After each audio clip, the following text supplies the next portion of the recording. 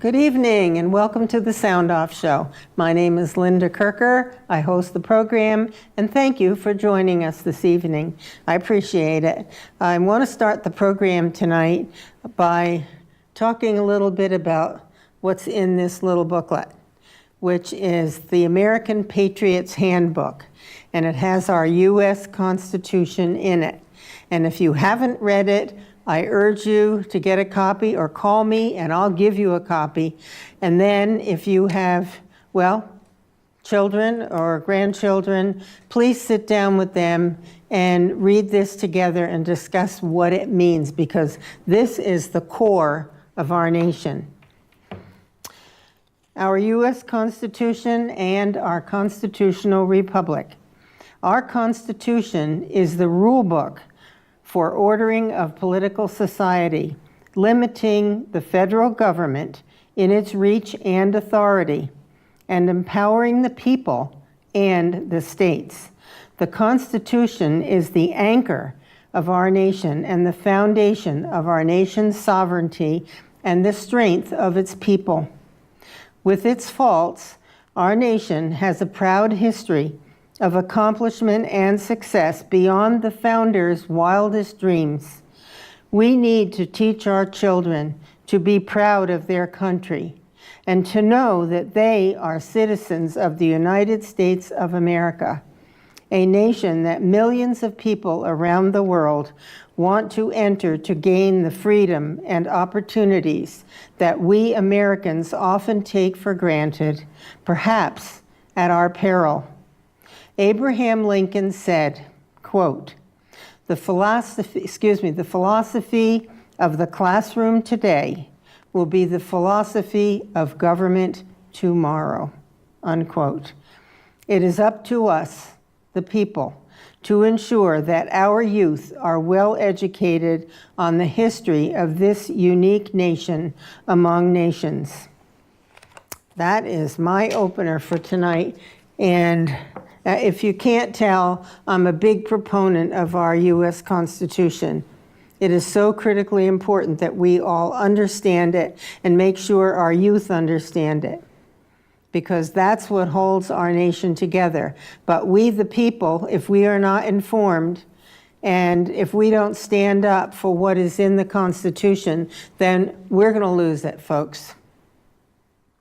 And that's my opening statement. With that, I would like to introduce my guest for this evening. She is a first-time guest, Felisha Leffler.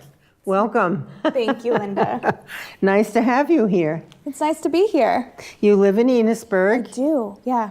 And you're running for the House of Representatives in Vermont. Yeah. And you'll be representing Enosburg and Montgomery, or part of Montgomery? Enosburg and Montgomery. And Montgomery, okay. And Felisha, what made you decide to run for office? I'm always curious when people decide, hey, that's what I'm going to do. Well, I think that a big part of me wanting to run for office was my interest from a very young age in politics, in the political process. Mm-hmm. So a little backstory, if I have the time here. Sure, go ahead. So my father's in the Army National Guard. When he was deployed, like many of Vermonters were deployed to Iraq. I used to paint faces at the homecomings and deployments. Aww. And it was great for me because I got to interact with other families that were going through very similar experiences. Yes. And it was very sombering at the same time, realizing kind of what they were doing, what they were giving up for our country. So from a very young age, it was always something that was imparted on me as being just incredibly important. But Governor Douglas, former Governor Douglas, and Adjutant General Martha Rainville would usually come, say a few words, congratulate the troops coming home, and there'd be some downtime. And so in between painting faces and their speeches, I'd kind of tug their ear, like any kid does, and just ask them little questions. And so these are the military. Well, I would ask Governor Douglas because I thought he was the most important man in the room. He must have the answers. And he has a lot of answers. But it was sound bites over the year that he was deployed. As this is how taxes work, and this is our duty to our state, and this is our duty to our country.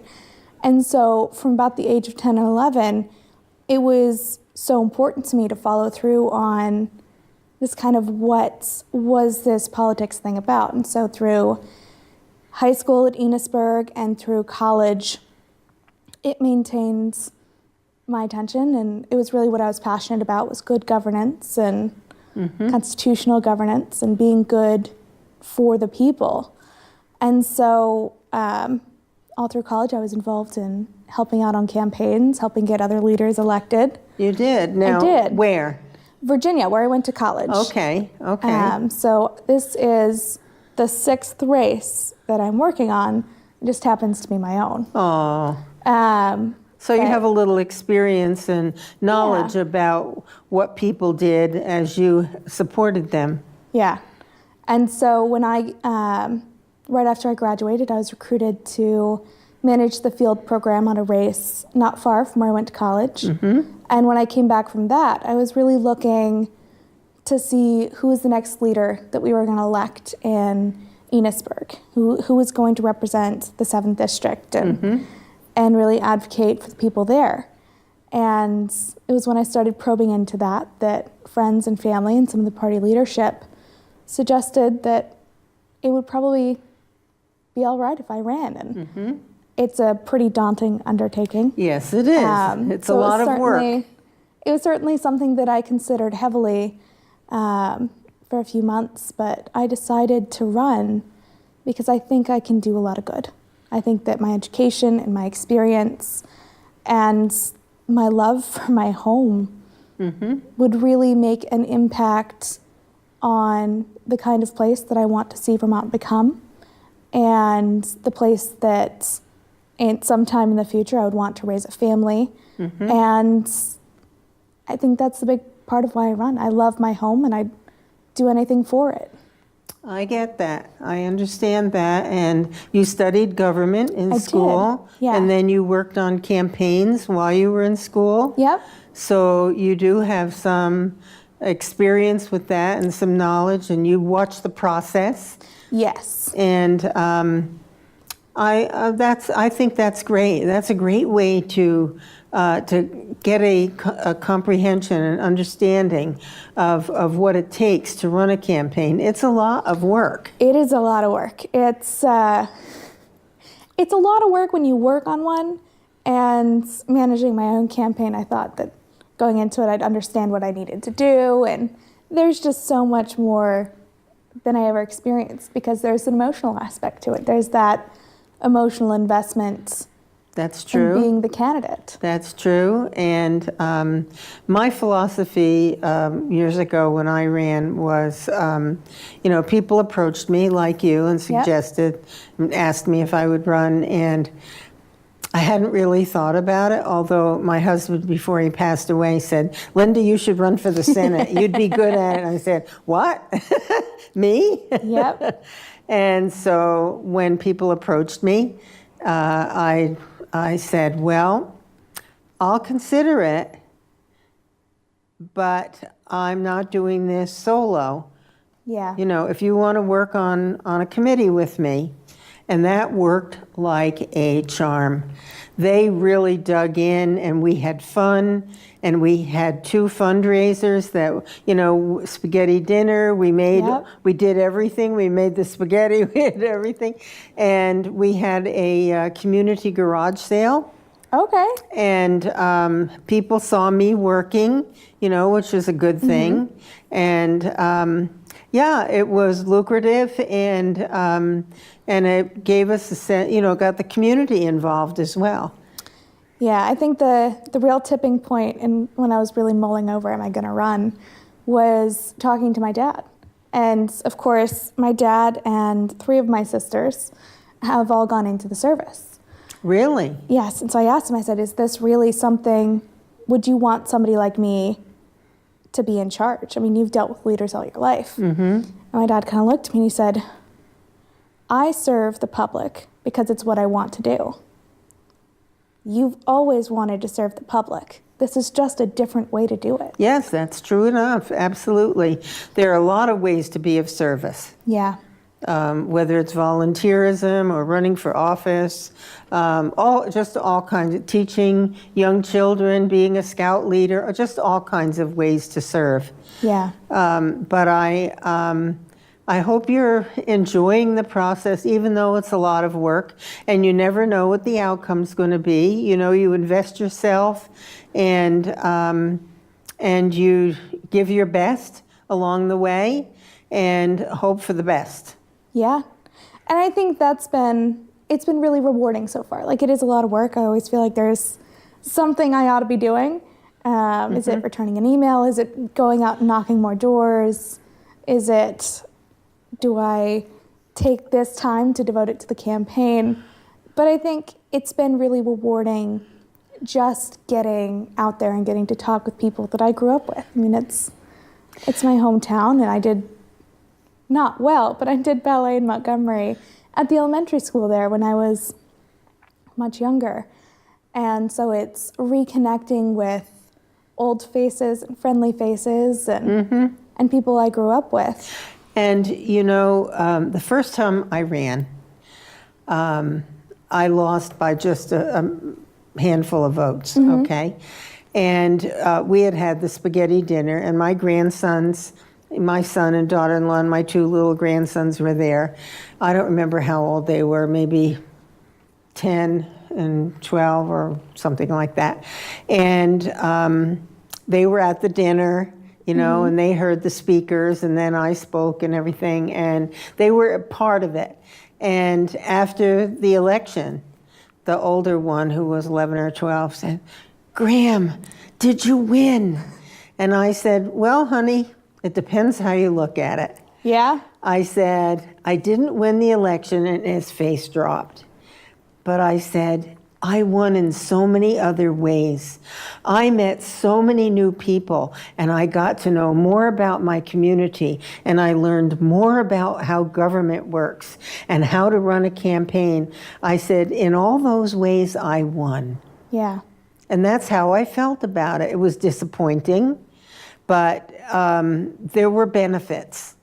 And I think that was another thing that it really comes into being young and running. And I think everybody who's younger that runs for office really considers is, if I don't win the election, will I still have done something worth my time? And absolutely. I believe that too. Even if I win by a handful of votes, if I win by a landslide, if I lose by a landslide, I think coming out of this experience will make me a better person. And it's a growth experience. It's a knowledge experience. And yeah, you can just check it off. And I didn't give up. I ran the next time and blew them away.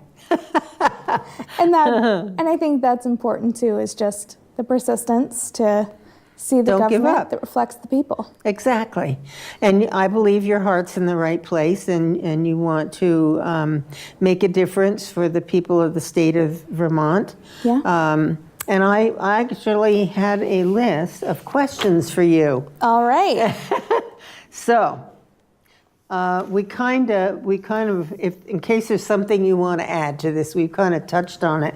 But what are the primary reasons why you are running for the legislature? I think Vermont holds so much opportunity. It holds opportunity for growth, for innovation, for 1,000 different avenues for anybody who comes here, who lives here. And more, I see that people in my demographic and people a generation older than me can't afford to stay here, to explore those opportunities, to really see the fruition of why they came here in the first place. And it's heartbreaking to me to know that the state that I grew up in, that holds so much promise and opportunity, It's not affordable. It's not affordable. It's not achievable for so many people. And I mean, that's a big reason. We can't keep the same path we're going and expect to see the wonderful things that we need. Absolutely. Things don't change unless things change. Yeah. And that's profound, isn't it? But I always, when I think of public office, when I think of running, it's a little silly, but I always think of that little quote from the Lorax. Unless somebody like you cares a whole awful lot, nothing's going to get better. It's really not. And It's so true enough. it takes people running that care. It takes people voting that care. And really understanding the potential of what we can do and what we can have and what people can achieve if we just get out of their way and let them do it. yes, and there are times, both statewide and federally, where government gets in the way. Yep. With either too many regulations, high costs of government. I mean, Yeah. government is, we have a lot of employees in our government, and, you know, I haven't done an assessment or an audit, so I can't speak to, you know, the effectiveness and so forth. But we need to look at everything Yes. Yeah. and see how we're doing with managing. And I think that's really important when you see that. Where was it that I read? I think it was the Free Press where I read that the state of Vermont is the largest employer in Vermont. Mm-hmm. And it's just kind of sad that we don't stimulate our own industry and our economy enough to have a business be the largest employer, to be making something, to be doing something that's incredible. Instead, we are so caught up in bureaucracy and taxes and fees and government control of so many Yeah. things.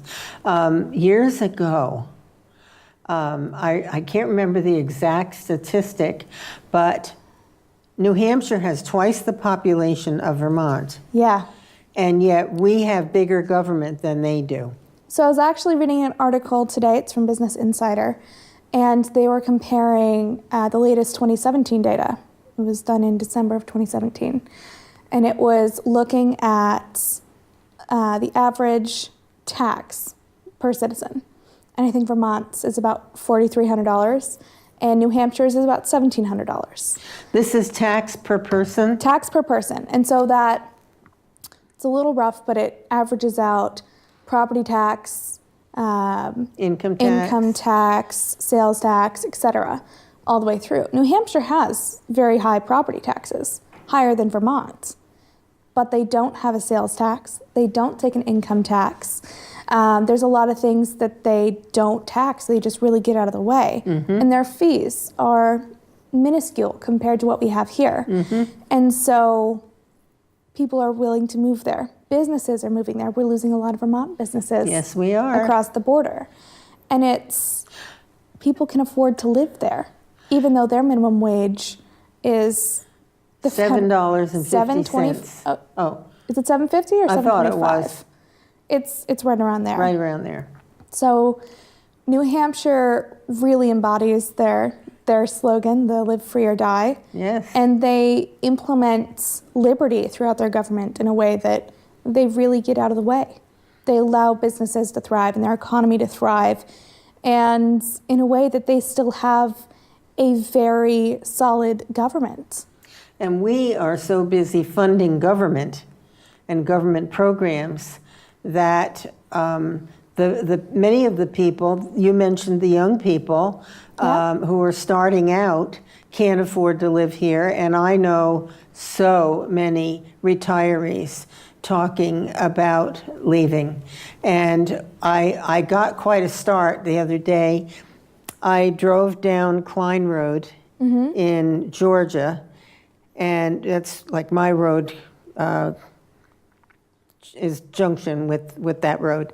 And I didn't drive very far, maybe a mile, and there were 4 houses for sale. Yep. The signs, I hadn't seen the signs up before. And I thought, oh my gosh, what is going on? When you talk to people, they love Vermont because it is a wonderful place to raise It's a family. beautiful. It's beautiful. it has resources galore and just that sense of community that people can feel like they belong to, but they can't afford to stay. I think the most poignant example is former Representative Larry Fisk. He used to represent Enosburg and Montgomery. He lost his re-election campaign by 12 votes and looked at the cost of staying here. He said, I want to travel, I want to see the country, but I can't do that and live here. And so he sold his house. Bought a trailer, didn't they? He has an RV and they travel the country. And he has a grand time with it. I think Isn't he now a resident of North Dakota? South Dakota. South Dakota. They don't tax military pensions. We tax retirees on their Social Security and their military pensions. Our governor wanted to stop taxing Social Security. Yep. Where that went, I do not know in the budget. Didn't happen. It didn't happen. Well, he has too many forces in the legislature working against him and me and the rest of us. I think that in a year where we have a surplus and we still raise taxes on our businesses and people who own our hunting camps and camps on Lake Carmi by 4.5%. Yeah, I thought it was 5. And you're seeing that, and you're just... You're talking for the... What is going on? For the land that is not your primary residence and 2 acres, your homestead. Yep. And any other property you own is now taxed at a higher rate, which I thought was an additional 5 cents, but we won't quibble over that, per $100 of the value of the land. Yeah. So I haven't figured out how my taxes would go up. I own a little bit of land other than my home and 2 acres, and I'm wondering, what that difference is going to be. And it's such a hardship for people that enjoy farmers, as if they don't have it hard enough right now. Yeah, exactly. So I don't know. I don't know what kind of ramifications are going to result from that tax. But I think what it really comes down to is we have a state legislature that was so greedy that they couldn't look at the need of the citizens to have tax relief, to have a break from being continuously taxed at an increasing rate when they had plenty of money in surplus to let it be. And I think that's a shame. It is. It's disrespectful to the people. Absolutely. Yep, I agree with you. Let's see. So of all the things that are happening in the state, what do you, things are so different from when I first came here at 18 years old to the university. And I was an out-of-stater at the time, but wasn't long before I was a Vermonter. But what do you think most Vermonters are concerned about and want a resolution of? Is it the taxes? I think so. I've been door knocking since May. And every door I go to, it's either what's going on with the schools or why are my taxes increasing? Why is it so expensive to live here? If you look on either side of Vermont, 2 very different states, but they still are less expensive to live in. And that's the concern that I hear. I've knocked on a few hundred doors now and talked to several hundred people, and it's just a continuous, why is it so expensive? Well, education is part of the reason why it's so expensive. And there are other reasons as well. But personally, I'm not saying this on behalf of you. I've said this on the show many times before. I would like to see audits of the Agency of Human Services and the Agency of Education. Yeah. For efficiency, effectiveness, reaching goals, just being cost effective. Yeah. And I think a big part of that isn't to take away from anybody that's using the services that needs them. It's to make sure that there are resources available for those that need them because they're not being tied up or abused or misused by others. Yes, and trying to help some of those people who are capable of gaining some self-sufficiency, excuse me, helping them to find ways to do that. Because that's where your self-esteem is enhanced and you just feel more independent, self-sufficient. Yeah. And I think that when government does too much for the people, then I don't think you're doing them a favor. I think you're right. And a great example of that is yesterday, I was in Enosburg and I was door knocking, and I was chatting with Stephen Roy. He lives right on Pleasant Street in Enosburg, and he had a terrible accident while he was at work several years ago, and he's been out on long-term disability. Mm-hmm. And he's been looking for ways, how can I get back to work? Because he feels very unfulfilled. Oh, sure. And he wants a way to work. He wants a way to get back to doing what he loved. And unfortunately, with some of the stipulations of not being able to lift very much, he's very limited in what he can do. But there's also employers out there that just won't hire him. And so he was chatting with me yesterday and just flat out asked, he said, why is it that I can't find some place to work when I want to? Mm-hmm. And the state won't help me accomplish that goal. They won't. He has called dozens of times asking for referrals to places that would be friendly to work at. He's been asking, okay, at what point when I'm working do I no longer qualify for long-term disability? Asking the questions that people should ask. Sure. And they're very unhelpful. They don't really see a way for him to come off of long-term disability, despite his desire to work. Even if he couldn't do something related to what he had done before when he was employed, maybe there's something else he could do to give him a sense of fulfillment. And I think there's a lot of people in very similar situations. I believe we have a phone call. Caller, welcome to the program. What's on your mind? Well, I had to call in. I know this is a Republican show, so I had to call in. I see.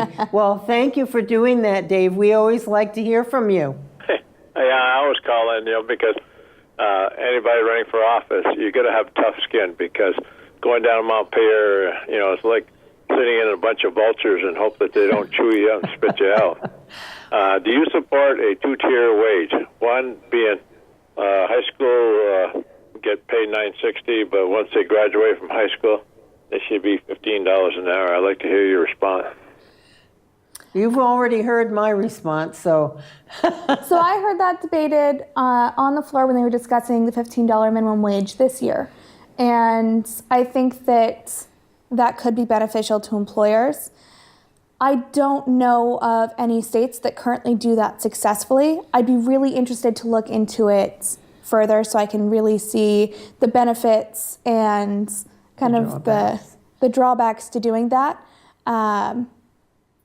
If it was easier for employers to do that in a way that it allowed them to hire the workers they needed to sustain a higher wage for people that were working in jobs that they love to do but are traditionally minimum wage jobs, absolutely. Off the immediate answer, I don't see any drawbacks. Yeah. The other question I got is, do you believe in welfare to work? Explain that a little bit.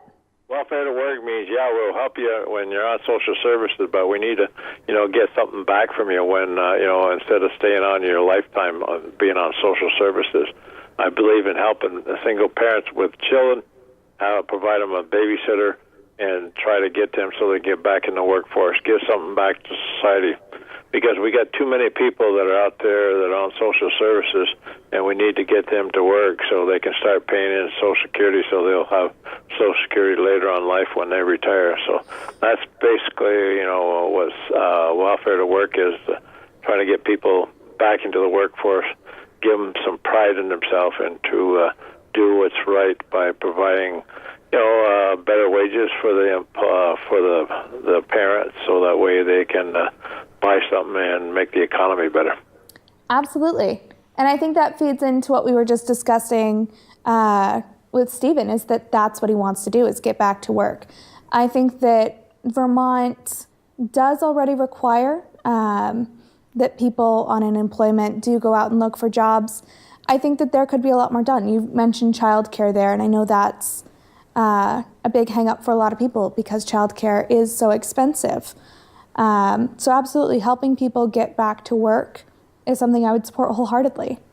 Nobody I know wants to be unemployed. It's not a comfortable place to be. It shouldn't be a comfortable place to be. And putting a hand up rather than a hand out is absolutely the direction I think we should be going in. Yeah, well, I think you'll make a good candidate. I just hope that who are you running against up in Franklin 7? The incumbent right now is Representative Weed. Reed, okay, yeah. So, well, good luck out there. Like I said, if you get down there, it's going to be like a bunch of vultures when you're down there with them, because they forget about the people who put them in office, and that's my feeling. So. You know what, Dave, before you go, the way that my mind works, and you have a pretty good idea on that, if I were what I once was, which was a divorced mother of two, and if my children had been smaller, I would have found perhaps another woman in my shoes who needed to earn some money, but was appropriate to take care of my children and hers. I would pay her to take care of my children while I was out working. And if she could do that with, a couple of other women who needed to get to work, then everybody wins. But don't penalize them if they make, a little bit more, when they get up to where they're comfortable, but if they got, like child care service, don't cut them off. It's better to, give them the feeling that the state is helping them, but we're not going to, keep on paying out, for them to stay at home and not do anything. Well, helping people is not what. Let me see. How do I want to say this? To keep someone in a place of need by the state is not helping them. No, it's holding them back. Pardon me? It's holding them back because exactly. I retired, in 2013. I volunteered quite a few hours at public access, during the construction period and before that. Mm-hmm. Now I'm a little less, active up there because, we do have an executive director that runs the place very good, and we don't believe in micromanaging her. Mm-hmm. Not like the government. Yeah. And I got down a full-time job, but I'm still working part-time because my property tax bill is coming in. And did you hear whether the state education tax went up? I haven't heard, but I know the tax bills will be coming out at the end of this month for Georgia and St. Albans Town. I do not know. I know they raised the non-residential property tax by 4 or 5 cents, 4.5. 4.5 cents, but I do believe that the education tax is staying the same. That was part of the big debate. Do they use the one-time money to prevent it from increasing? For a year, anyway. Huh? For a year. It's not a long-term solution by any means. Well, Linda's a good teacher. That's why I call her the Republican show. Oh, well, I might bring you over yet. You never know. Thank you very much for taking my call. You're welcome. Good night. Night. Dave worked really, he was the head of the board here, maybe he still is. Really? And he worked really hard, as did the rest of them, to make this happen. Well, I don't know if you know, but we used to have a little space at BFA. Yeah. And remember. this is like heaven. Well, it's a beautiful, beautiful building. We appreciated being at BFA for sure for all those years, but this is just a dream come true, and I'm so glad I hung around long enough to to make the transition. Excuse me, I'm losing my voice. Some people would say that's a good thing. I do have a sense of humor. Okay, let's see. How can Vermont attract more businesses other than marijuana pushers? The best thing that Vermont can do is get out of their way. And I'll say it 100 times. We are the 48th most unfriendly state to businesses in the nation. There's only 2 others, and it's Hawaii and Alaska. Mm-hmm. And you realize that their cost of living surpasses ours, but that's due more to geography than it is bloated government. Very liberal states. Yes. As is Vermont. But I think businesses, we are 12% higher cost of business than any other state. You see that we have more fees, we have more regulations, there's more licensing required, and I understand that a lot of these were put in place with the intent of protecting the consumer. But there has to be a point where those in government realize that the citizens and the consumers are intelligent people, and we don't need a babysitter. We don't need a babysitter. There still should be protections, but it shouldn't be to the point where it creates an unfriendly place for businesses to be. Yes, and everything doesn't have to require a tax or a fee. Yeah, and I recently just took the real estate licensing course and exam. Oh, you did? I did. I passed. It was wonderful. Wonderful. Congratulations. Thank you. And it was with the intent, I'm going to become a real estate agent here. It's a little more compatible to hopefully being an elected representative. True, yeah. But the class was $550. Mm-hmm. The test to take it is $115. Oh my God. There's licensing fees you pay every 2 years. It's the amount of money that people are spending to get into a profession is prohibitive to many people. Licensing fees for every kind of occupation you can imagine.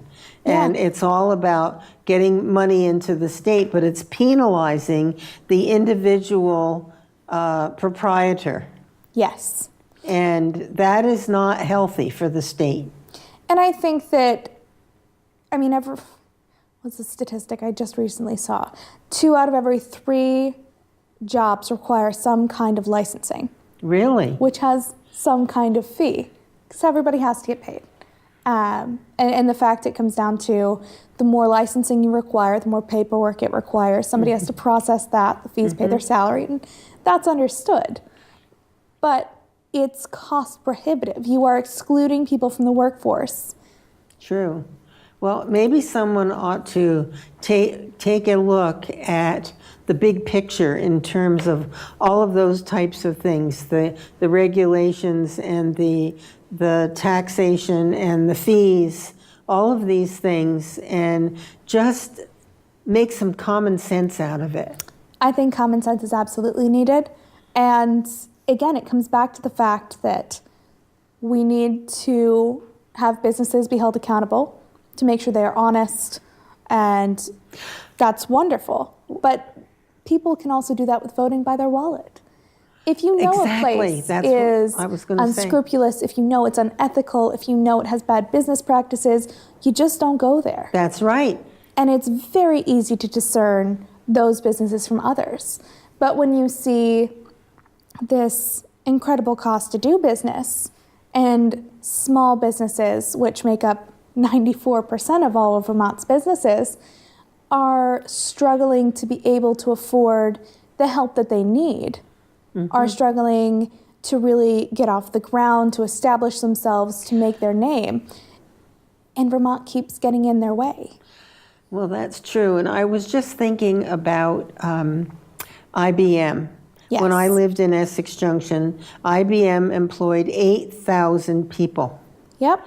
Now, Global Foundries, I think, is down to the neighborhood of 3,000, something like that. That's 5,000 jobs. And good paying jobs, Good highly paying skilled jobs. The same thing when the previous administration was determined to get rid of Vermont Yankee. It was 4 cents a kilowatt for power. What is it now, 19 cents? It was clean, it was renewable, and it was cheap. And they were determined to get rid of it. And that whole area down in Windham County, I believe it is, just fell apart. People were making good money, 100,000 or more there. They moved out of the state, and the businesses just, struggled because people weren't living there anymore. All those jobs went away, 600 jobs. Yeah. What were they thinking? I don't know who they were trying to make happy, but it wasn't the people of Windham County, and it wasn't the people of the state of Vermont, at least a lot of us. And now we are dependent on Hydro-Quebec for our power. Yes, and part of it is nuclear. Yes. Nuclear and water.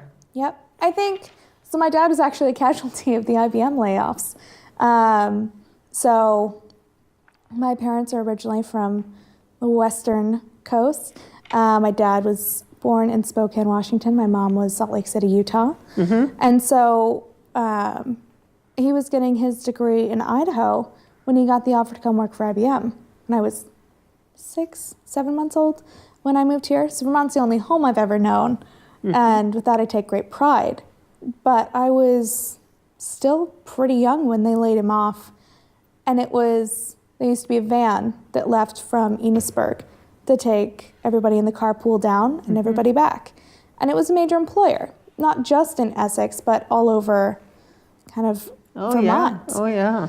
So you see that repeated. It's Nokia and Tire, which just left or is leaving. How many jobs was that? They were good paying jobs. Oh. It was a local business, and the incentives package they received from Tennessee was $40 million. In Vermont's budget, annually, we allot $2 million for incentives and to court businesses in. Wow. And I think that just goes to show that it's not a priority for us. It's not a priority to have a diversified, growing economy. It's not a priority to incentivize businesses to come here. And we certainly don't make it easy for them. No, we don't. We're shooting ourselves in the foot. Yeah. Really. It's kind of... Just had to use a gun. It's cutting off the nose to spite the face. It is. And I think we're doing a lot of that with agriculture as well. Oh, yes. I mean, right now, I don't know a farmer in the area that hasn't made pretty expensive improvements to their land stewardship, to their facilities, to their equipment, to the way they run their business. Well, and they're getting told yes. a lot of things that they have to do in terms of protecting the water. But I think the missing Link.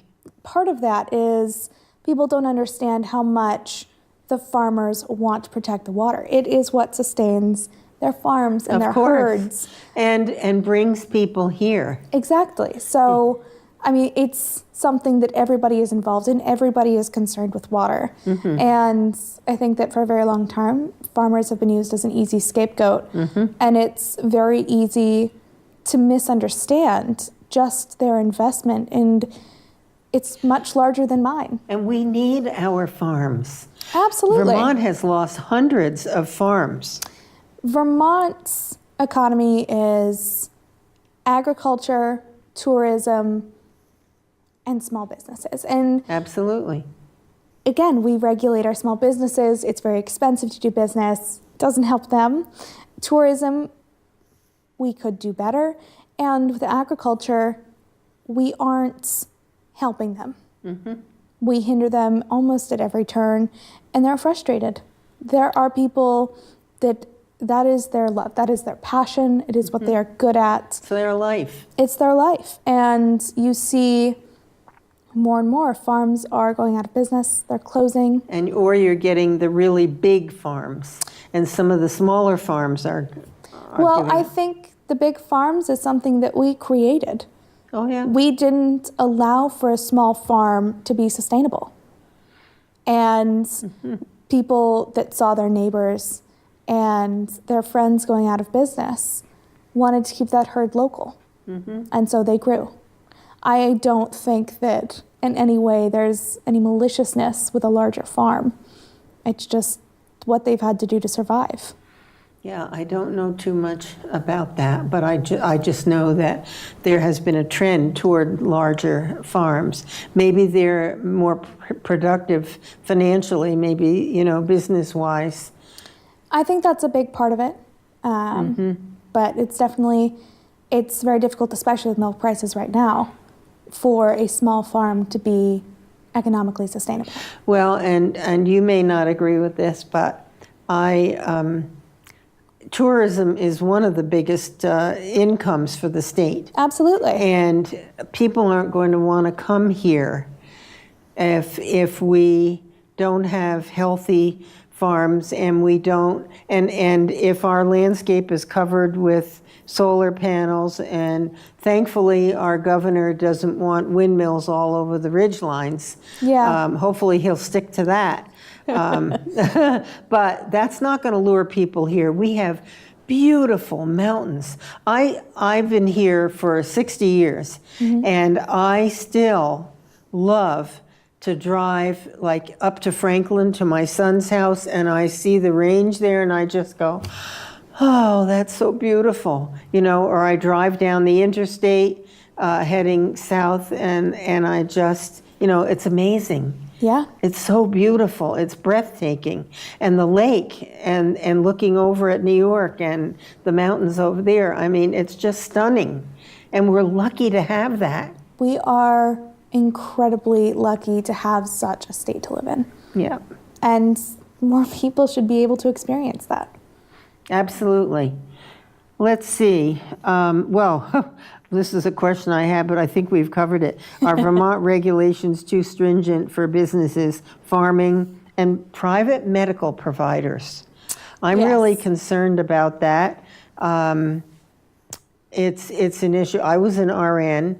I love the opportunity to go to a smaller practice, a private practice if I want to. I don't want to be forced into a big, I think the hospitals are great. They provide services that are absolutely 100% needed, but I don't want them to be the be-all and the end-all, the one place where you have to go to get just your private physician, you know, to visit with them.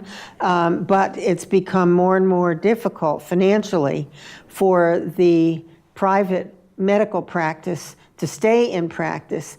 One of them said to me, the cost of Blue Cross Blue Shield went up 12%. Yep. And we have employees that we're covering with insurance. And it's getting prohibitive when you Yeah. have all the overhead of running a private practice. So they're either leaving the state, they're retiring, or they're going to work for a hospital. And pretty soon you're going to find that the only place you can get any medical care is at a big hospital.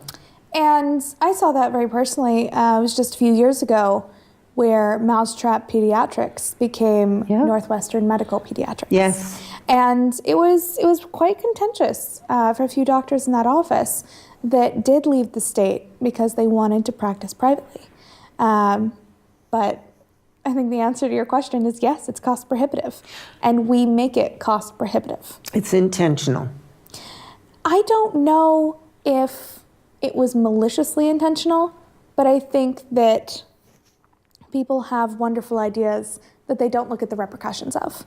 And this is something that absolutely was a repercussion of somebody's great idea that wasn't thought through. Have a great idea, but then stop and think. Absolutely. Yeah. Evaluate before you proceed, right? Yeah. It's anything you do, you should be able to stop, stand back, take a look, and it should still look as good as it did when you were doing it up close and personal. Exactly. So Exactly. Okay. Now, I'm quite sure that only 40% of Vermont high school graduates enter either college or some sort of technical education after high school. yeah, 40%. yeah. But this, what I mentioned to you before the program started, I'll make this quick so we have 10 more minutes. This new education partnership focusing on math proficiency. Vermont Student Assistance Corporation, the Vermont State Colleges System, and the Vermont Agency of Education have teamed up to create a new high school math course that will ensure that students leave high school with the math skills to begin college and career training programs. What? They're not learning this in high school already with the cost that we're paying per pupil, one of the highest per pupil costs in the nation on average. Now, over the summer, a team of high school teachers and college professors will design a 12th grade course curriculum to be used at 3 high schools beginning in the fall of 2019, with plans to make the course available statewide in 2020. The course will provide rigorous academic content as well as essential learning and social skills necessary to succeed in post-secondary education after high school graduation. This course will be taught in the high school by high school teachers, and passing it will qualify students to take math within the Vermont State Colleges system without the need for remediation. We have college students, or students going into college now, that need remedial reading. Absolutely. What are we doing? You know what I'd love to do? I would love to get into a classroom at a level where they should be learning English. Mm-hmm. And that's another thing I read. They're going to start another course for English. Okay? So when I hear anybody, usually a youngster, say, "Me and my parents," that is not proper English. My parents and I, my friends and I. You wouldn't say, "Me is going to the store." You would say, "I am going to the store. So my friends and I are going skiing." It drives me nuts. So I would like to get into that classroom and have them diagram a sentence, which is what we did when I was in school. Yep. Your subject, your predicate, your noun, your verb, etc. And have them tell me what they know about such a thing. Okay, I'll get off my high horse. I think that our education falls victim to many of the same problems that other ventures in the state do, and that we are failing to get out of teachers' way. They can't teach students what they need to know because they're teaching to a test.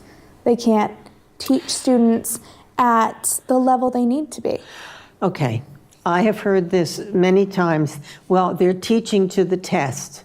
If the test is designed to reflect the course content for that grade, then there shouldn't be any problem.